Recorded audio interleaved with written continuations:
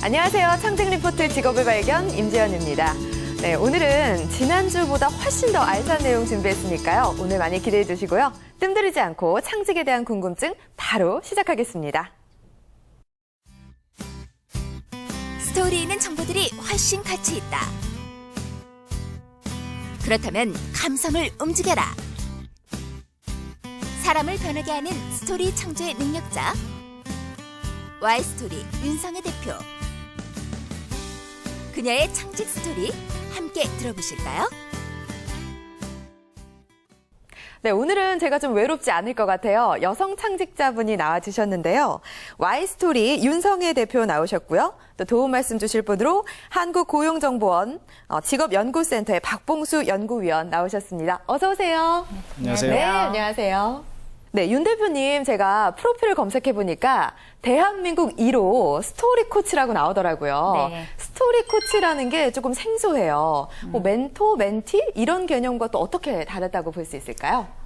멘토링과 코칭의 개념은 영역이 좀 다른데요. 네. 그 멘토링의 영역이 멘티들이 가야 할 길을 알고 그 길을 좀 이렇게 나를 따라오라라는 느낌으로 이끌어주는 개념이라면 네네. 코칭은 코치가 고객들이 가야 할 길을 정확하게 알지 않은 상태에서 질문을 통해 답을 얻어낸다라는 그런 차이점이 있습니다. 네. 그래서 그 스토리 코치라고 제가 이름을 짓게 된 것은 개인과 기업들이 가지고 있는 고유의 스토리가 있는데 그 스토리를 스스로 발굴할 수 있도록 돕고 그리고 그것을 보여주는 것을 도와주는 역할을 한다고 보고 있습니다. 네. 직접적으로 하고 있는 일들은 그래서 스토리를 발굴할 수 있는 교육 워크숍이나 코칭을 하고 있고요. 네. 그렇게 해서 발굴된 스토리들이 영상, 프레젠테이션, 스피치, 강연, 웹툰 이런 것들로 보여질 수 있도록 코칭을 하거나 저희가 직접 제작해드리는 그런 일들을 하고 있습니다. 네. 네. 그런 스토리를 통해서 자기를 발견해가는 과정까지 네네. 설명을 해주실 텐데 처음에 시작하실 때 자기 탐색 전문가로 시작을 했다고 들었어요. 네. 자기 탐색 전문가? 그러면 자아를 찾아갈 수 있도록 좀 도와주는 것인가요? 네, 자아를 찾아가는데 자신의 성향, 기질, 이런 것들을 이렇게 객관적으로 그리고 혹은 자기 인생 스토리를 통해서 발굴을 할 수 있도록 하는 그런 프로그램을 처음에 시작을 해봤어요. 네. 그렇게 시작을 하다 보니 그 중에서 제가 조금 더 특화된 부분은 그 사람의 인생의 이야기에서 어떤 부분이 갈등이고 네. 그리고 어떤 부분을 남들에게 어필을 해서 보여줬을 때 좀 더 멋있는 이야기가 나오고 그것으로 내 인생의 스토리대로 인생을 살아갈 수 있겠는지 그런 부분들을 할 수 있겠다고 여겨서 이제 그 이후에 사업 영역을 확장한 것이 네. 퍼스널 스토리텔링, 개인의 영역에다가 브랜드 스토리, 기업이나 기관 그리고 사업 분야에서 스토리를 어떻게 접목할 수 있는지까지 제가 좀 이렇게 확장을 한번 해봤습니다. 네. 지금은 이제 이름이 스토리 코치라는 이름으로 활동을 하고 있고요. 네. 얘기를 들어보니까요. 지금 시중에 많이 나와 있는 어떤 자기 개발 혹은 또 브랜드 개발과는 조금 차이가 있다라는 생각이 들었어요. 그 차이를 스토리텔링 기법이라든지 스토리에서 찾는 거죠? 네네, 맞습니다. 크게 이제 영역을 보자면 자기 개발이라고 말을 할 수도 있겠지만 네. 그냥 자기 개발이라고 했을 때 우리가 생각하는 자기 다짐이라든지 아니면 힐링 이런 개념에서 나아가서 정말 그 고유의 스토리에 어떤 것이 키워드가 있는지 탐색, 전 탐색이라는 키워드를 좀 더 내세우고 싶거든요. 네. 그래서 탐색을 해서 그것을 발굴하는 것에 끝나지 않고 정말 자기의 모습대로 살아가고 자기의 모습대로 그 회사의 제품과 그런 회사의 브랜딩을 할 수 있도록 발굴을 해주는 것이 좀 차이점이라고 할 수 있겠습니다. 네. 네. 아무래도 스토리라는 개념이 도입이 되다 보면은 훨씬 더 재밌게 어필할 수 있지 않을까라는 생각이 드는데 네. 말씀을 들어보니까 자기 탐색 과정뿐만 아니라 스토리텔링을 통한 마케팅이나 자신의 개발까지 총 여러 가지 영역을 이제 설명을 하고 계시잖아요. 네. 어떻게 이렇게 다양하게 계획을 하게 됐는지 또 안정권에 접어들기까지 어떤 과정이 있었는지도 궁금해요. 저는 이제 저에 대한 의문이 아주 많은 아이였거든요. 네. 그래서 사춘기 시절부터 좀 시작된 나는 누구인가라는 질문이 계속 이렇게 이어져 오다가 10여 년 뒤에 지금 스토리 코치라는 직업을 이렇게 만들어내게 된 것 같아요. 네. 생각해보면 그 고등학교 때 성공시대라는 프로그램을 한 번도 빠지지 않고 봤거든요. 네. 성공을 하기 위해서는 아니었고요. 그 성공시대를 보면 어떤 사람들 사람들의 인생이 나오는데 어떤 이야기는 재미가 있고 어떤 이야기는 좀 재미가 없더라고요. 맞아요. 네네. 네. 그래서 어떤 이야기가 재미가 있고 재미가 없는지를 분석하는 것이 좋았고 그리고 그 사람의 인생의 선택의 다음 과정이 어떤 것이 나오는지가 아주 재미있었습니다. 네. 그래서 이제 제가 스토리 코치라는 직업을 선택하게 된 것도 제 인생에 대한 고민에서 출발을 해서 제 인생에 대한 스토리를 정립을 하고 네. 그리고 또 다른 사람들의 인생 이야기들을 들어주는 것에서 좀 시작을 하게 됐다고 봅니다.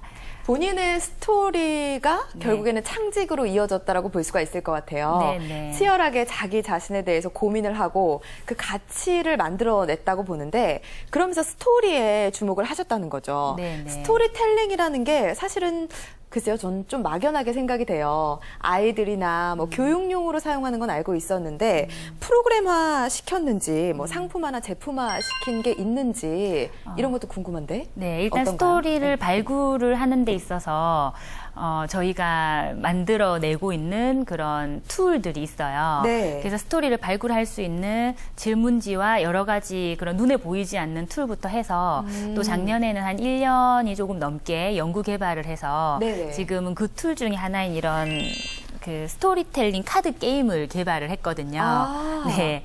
이 스토리텔링 카드 게임은 지금 현재 그 교육용 프로그램으로 사용을 하면서 어떻게 스토리를 잘 발굴할 수 있는지 네. 그런 것들을 재미있게 할 수 있는 그런 툴이기도 하고요.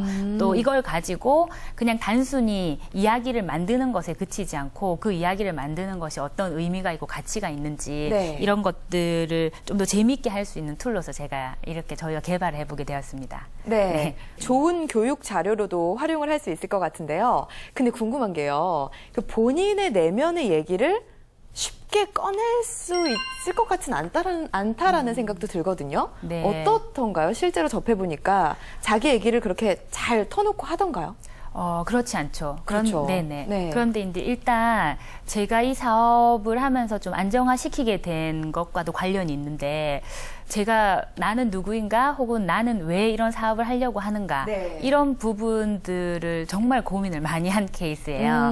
그래서 저의 이야기를 먼저 정립을 해서 네. 그것을 강의로 만들고 저의 이야기에서 갈등, 핵심 욕망 그리고 저의 이야기에서 키워드 뭐 이런 것들을 가지고 이제 제가 출연을 하는 또 동영상을 하나 만들어서 네. 오픈을 했죠.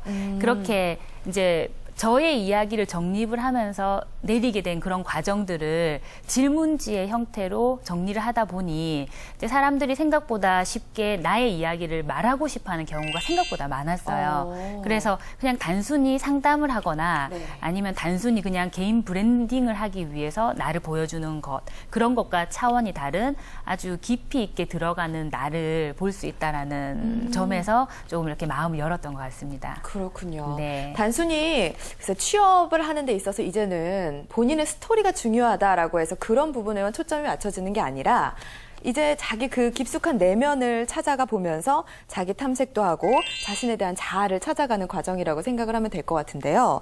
근데 굉장히 생소한 분야잖아요. 대한민국 1호이시기도 하고 네. 스토리 코치로서 네. 이렇게 생소한 분야를 창직하게 된 계기가 있을까요?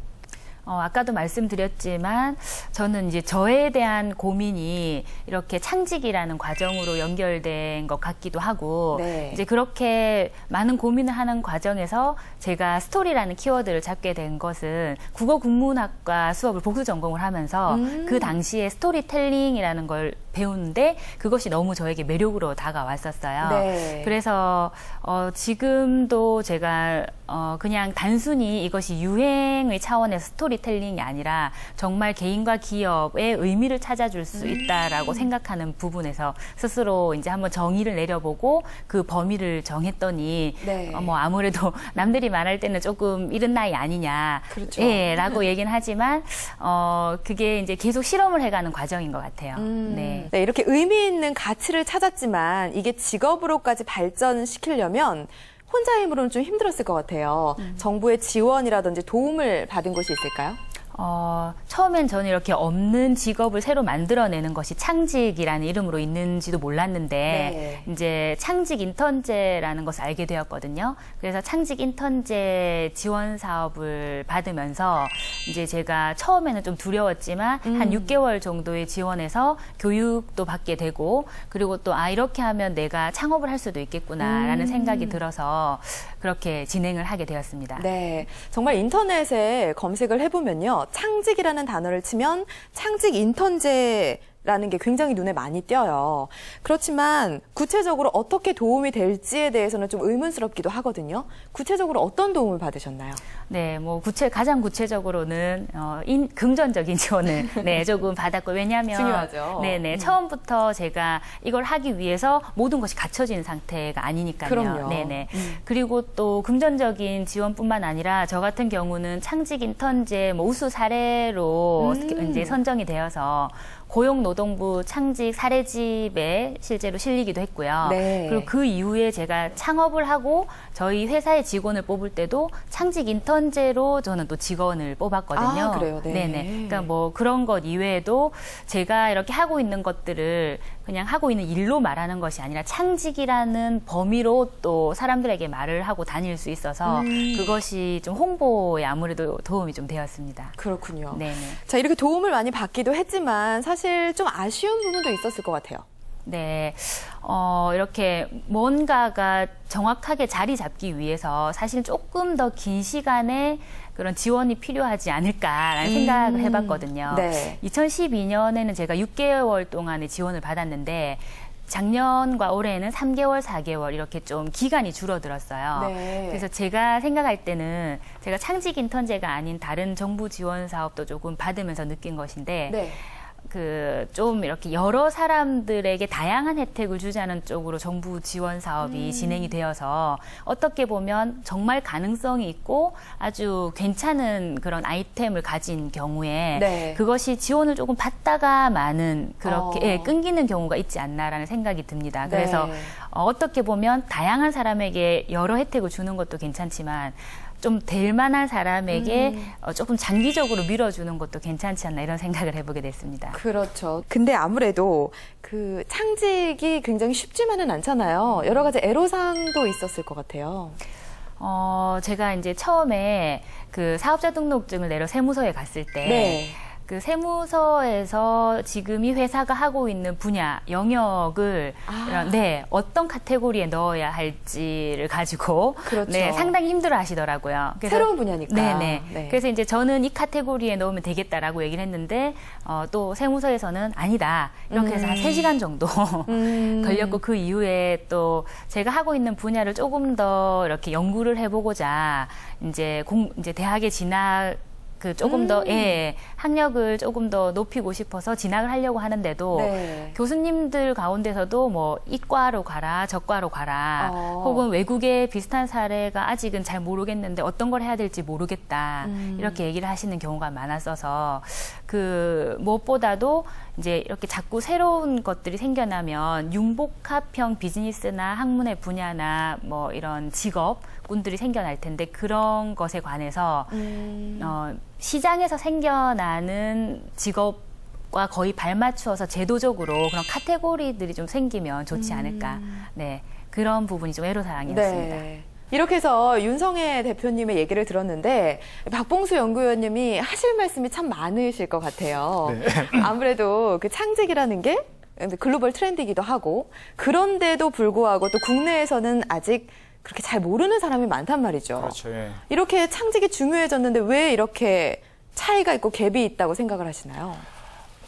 아까 우리 윤 대표님 말씀하신 것처럼 뭐 세무서 가서 3시간 동안 네. 그 담당자를 설득시켜야 됐다. 이런 부분들이 사실은 아마도 창직의 어떤 아이템이 워낙 새롭고 또 창의적인 어떤 사고를 요하고 창직에 대한 또 활동을 요하기 때문에 아직까지 우리 사회적으로 정립된 어떤 개념이 아니기 때문에 그런 부분에서의 어떤 그 혼선이 그렇죠. 있다고 생각을 하고요. 네. 어쨌거나 이제 어떤 그 제도의 보완이라든가 또 말씀하셨던 뭐 교육 과정에 대한 어떤 부분들은 우리 사회를 또 끌고 나가시는 분이 있으시니까 네. 곧 이렇게 이제 정리가 될 것으로 지금 생각을 하고 있습니다. 그렇군요.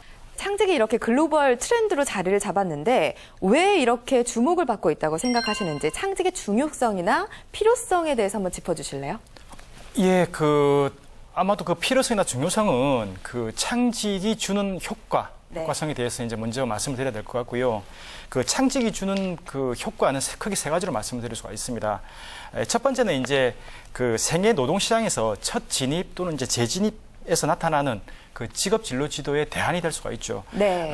즉 이제 이때까지 우리가 직업 교육 또는 진로 교육의 어떤 방향성이 개인의 어떤 흥미나 적성이나 또는 가치관을 중심으로 하고 있는 내재적인 요인과 그리고 이제 소위 말하는 이제 지식, 기술, 태도와 같은 외재적인 어떤 요인에 의해서 스스로 직업을 탐색하고 선택하고 준비해라라는 식의 교육의 방향이었다면 네. 이제는 이제 그 개념을 탈피해서 넘어가서 새로운 직업을 창의적 사고를 통해서 만들어서 확장을 시켜보자라는 것이 첫 번째 어떤 효과성이 될 것이고요. 네. 그럼 두 번째, 세 번째도 짚어주시죠. 예, 그 두 번째는 이겁니다. 이제 우리 사회가 고용 시장의 어떤 포화 상태에 이르렀다고 볼 수가 있겠습니다. 네. 그러다 보니까 이런 어떤 고용 인력의 한계점을 극복하고 타파하기 위한 어떤 하나의 돌출구로서 신직업 또는 이제 신직무를 통한 일자리 창출이 생기는 그 효과성이 두 번째 효과로 나타날 수 있고요. 네. 이제 세 번째는 뭐냐면 이런 창직자들의 성공 사례를 이렇게 분석을 해보면 네. 결국은 그 자기 주도적인 어떤 취업 내지 그 혁신적인 창업을 통한 성공 요인이 이런 창직에 있었다. 이렇게 네. 해서 창직의 중요성이나 또는 필요성을 말씀드릴 수가 있겠습니다. 네. 최근 들어 창직에 대한 관심이 굉장히 많죠. 윤성혜 대표님도 그 창직 인턴제를 도움을 받으셨다라고 말씀하셨는데 창직 인턴제에 대한 소개와 더불어서 보완책도 있는지 얘기를 해주시죠. 예, 실제 이제 창직이 현재 굉장히 좀 초기 단계입니다. 그러다 보니까 창직이라는 이름만 가지고 지원을 하고 있지는 많은 지원이 있는 것은 아닙니다. 그러나 이러한 지원이나 어떤 제도 보완에 앞서서 그 창직에 의해서 나타나게 되는 그 고용 형태를 먼저 이해하시고 거기에 필요한 지원책을 찾으시는 것이 이제 필요할 것 같은데요. 앞서 말씀드린 바와 같이 창직에 의해서 실현되는 고용 형태는 어떤 스스로의 어떤 취업이나 또는 혁신형 창업이나 또는 1인 자유업 형태로 나타나게 됩니다. 따라서 이제 창의적인 어떤 아이디어와 지속적인 창직 활동을 통해서 기업으로의 어떤 취업을 원하시는지 또는 이제 새로운 기업 설립과 같은 창업을 원하시는지 아니면 프리랜서와 같은 자유업을 원하시는지를 먼저 결정을 하시고요. 거기에 맞는 수요처와 지원 정책을 찾으시는 것이 필요합니다. 예를 들어서 말씀드리게 되면 새로운 직무나 새로운 아이템을 가장 절실히 원하는 집단은 어디라고 생각하십니까? 기업이죠. 네. 예, 기업입니다. 그래서 기업의 어떤 특성상 기업의 영속성을 위해서 기업 입장에서는 늘 새로운 아이템과 그런 아이템을 개발하고 하려는 어떤 노력을 계속하고 있습니다. 따라서 새로운 구체성을 가진 아이디어로 어떤 분이 이제 즉 창직을 통해서 취업을 하시고자 한다면 그러한 창직 아이템이 어떤 기업이 원하는지를 먼저 조사하고 탐색하셔서 기업과의 매칭이 필요하겠다. 이런 분야에서의 어떤 지원과 제도적인 어떤 지원을 찾는 것이 필요하겠다. 이렇게 말씀드릴 수가 있겠죠. 네. 자, 그런데 창직을 실현을 하는 데까지 소요되는 시간은 얼마나 걸리는지도 궁금해요. 예, 통상 창직을 실현하는 데 소요되는 시간은 천편일률이지는 않지만 대략 한 최소 5년 정도의 시간이 5년이요? 예, 네. 최소 5년 정도의 시간이 소요된다고 이제 전문가들이 말을 하고 있고요. 네. 저 또한 그렇게 보고 있습니다. 그렇게 될 경우에 일반적으로 보면 학교에서 학생 신분으로서의 창직 활동을 하고 그리고 이제 고용 시장으로 들어가기까지 이제 차근히 준비를 해야 된다. 이런 어떤 내용이 되는 것이고요. 그렇죠. 예, 따라서 이제 그런 지원점은 처음에는 이제 대학에서의 어떤 취업 지원 센터나 보육센터, 보육 비즈니스 센터 같은 데서 도움을 받으시게 될 것 같고요. 네. 그리고 구직자 입장에서는 정부나 공공기관의 어떤 지원을 지속적으로 찾아보는 어떤 그런 노력이 필요할 거라고 생각을 합니다. 아니, 5년이라고 하면 정말 짧지 않은 기간이거든요. 지원책이나 도움을 받을 수 있는 거를 많이 살펴봐야 될 것 같은데 윤 대표님도 그 정도 시간이 걸린 거예요? 네, 저도 이제 준비 기간까지 다 포함해서 딱 5년 정도 걸렸던 것 같고요. 네. 네, 한 3년? 3년 정도는 계속 투잡을 하면서 네, 창직을 또 준비를 했었고 이제 어떤 5년 투자 활동을 하셨나요? 이제 그 당시에 제가 그나마 조금 할 수 있는 이제 애들 가르치는 학원 강사나 과외도 하고 쇼핑몰도 또 운영도 하고 그리고 조금이라도 관련된 일을 여러 가지 막 쓰리잡까지 하면서 와. 네, 근데 이제 5년 정도 걸리면서 제가 지금쯤엔 안정화됐다라고 보는 게 아까 말씀드렸던 이제 뭐 이런 이야기톡이란 이런 제품을 제가 만들면서 이제는 그냥 단순하게 서비스적인 차원이 아니라 뭔가 제가 할 수 있는 시스템이나 루트를 만들었다라는 측면에서 이제 5년 정도 되니까 조금 안정화됐다라는 생각이 들고 있습니다. 네. 네. 5년의 시간이라는 거는 정말 한 분야를 10년을 하면 전문가가 된다고 하잖아요. 거의 반 전문가가 돼야지만 이제 실현이 된다는 건데 그 기간 동안에 경제활동을 할 수가 없잖아요. 도움을 받아야 된단 말이죠. 어떤 도움들이 있는지 또 준비해야 될 거, 보완책 같은 것도 있지 않을까요? 예, 우리가 이제 그런 어떤 능력을 창직 역량이라고 이제 이야기를 드릴 수가 있고요. 그 창직 네. 역량은 그 창직 아이템이나 또는 창직 아이디어에 따라서 특수한 어떤 역량이 필요한 부분도 있지만 일반적인 핵심 역량을 키우는 것이 필요할 거라고 생각이 듭니다. 네. 그러면 그러면 그런 어떤 그 핵심 역량은 어떤 것이냐? 결국 창직도 직업을 선택하는 그 과정입니다. 네. 예, 그래서 일단 먼저 창직에 대한 열의가 있어야 될 것 같고요. 그 열의는 결국 그 창직 아이템에 대한 흥미나 가치관이나 적성을 어디다 두느냐 하는 개인 내재적인 어떤 요인과 함께 네. 그러한 창직을 수행할 수 있는 능력으로서 필요한 어떤 지식이나 또는 이제 태도나 또는 이제 기술 같은 것들에 대해서 나름대로 어떤 개발하고 확대하는 그런 어떤 노력이 필요할 거라고 생각을 합니다. 네. 즉 창직의 어떤 구체화를 통해서 직업적인 어떤 가치를 제고하는 그런 역량을 키우셔야 한다. 그 사이에 예, 그렇게 말씀드리고 싶습니다. 그러면은 오랫동안 인내하고 기다릴 줄 아는 여유 이런 것도 창직 역량에 포함된다고 볼 수 있는 건가요? 그렇죠. 준비하면서. 예. 그런 준비하는 과정도 다 그 역량이라고 생각을 하면 된다는 건데 창직의 성공 요건을 꼽아주신다면 어떤 게 있을까요? 예, 성공 요건 다르게 이야기하면 실패 요건이지 않습니까? 어떻게 그렇죠. 하면 실패한다. 예, 그래서 저희들이 이제 조사를 통해서 그 새롭게 시작하는 창직자의 실패 요인이 뭔가, 왜 하다가 그만두는가라는 네. 것을 이제 정리를 해보면 크게 이제 두 가지 정도로 이제 정리를 할 수가 있습니다. 첫 번째는 창직 아이템을 만드는 과정에서의 어떤 어려움과 함께 네. 그런 창직 아이템을 구체적으로 실현하는 과정에서의 어떤 어려움, 이 크게 두 가지로 이제 말씀을 많이 했었습니다. 그래서 구체적인 내용을 보면 그 창직에 대한 의구심, 창직으로서 창직이 직업으로서 안착될 수 있을까 하는 어떤 의구심, 그리고 네. 이제 아이디어를 직업화하는 어떤 방법을 잘 모른다든가 또는 그 창직 아이템 자체의 어떤 시장성의 확보라든가 지식이나 어떤 능력의 한계점을 많이 느끼고 계신다는 것, 그리고 지원 정책에 대한 정보 자체가 부족하다는 것, 그리고 이제 홍보나 마케팅, 그리고 이제 전문 지식이나 경험 등이 부족하다는 그 이야기를 많이 하시고요. 그것이 이제 실패 요인이었다라고 네. 이제 지적을 하셨어요.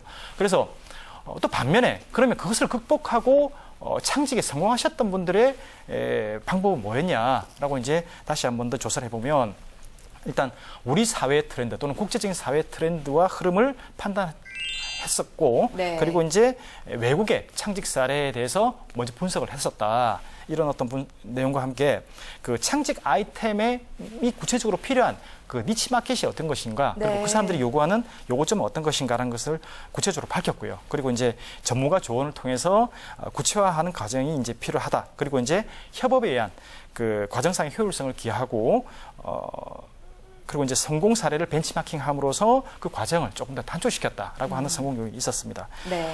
구체적인 어떤 성공이나 실패 요인에 대해서는 그 전문가들도 계시고 또 이전 창직자도 계시기 때문에 도움을 받으시면 될 것 같고요. 제가 이제 성공이나 실패 사례를 통해서 이렇게 정리를 해보게 되면 네. 결국은 창직도 개인의 어떤 경쟁력입니다. 따라서 그런 개인 경쟁력을 높이기 위한 방법으로 특히 창직이라는 트렌드에 의해서 높이는 방법은 첫 번째는 이제 지속적인 학습입니다. 네. 우리가 이제 평생 교육 시대라고 얘기를 하지 않습니까? 그래서 계속 이렇게 학습하는 그런 것이 중요한 것 같고요. 그리고 이제 둘째는 창직은 창의적인 아이디어를 바탕으로 하고 있습니다. 즉, 창의력과 또 그것을 구체화하려고 하는 능력에 대한 어떤 배양이 필요할 것 같고요. 세 번째는 창직의 아이템을 성공하기 위해서는 혼자 할 수가 없습니다. 따라서 네. 팀워크가 필요합니다. 이 세 가지가 제가 본 창직 성공 요인의 핵심 요인이었습니다. 네.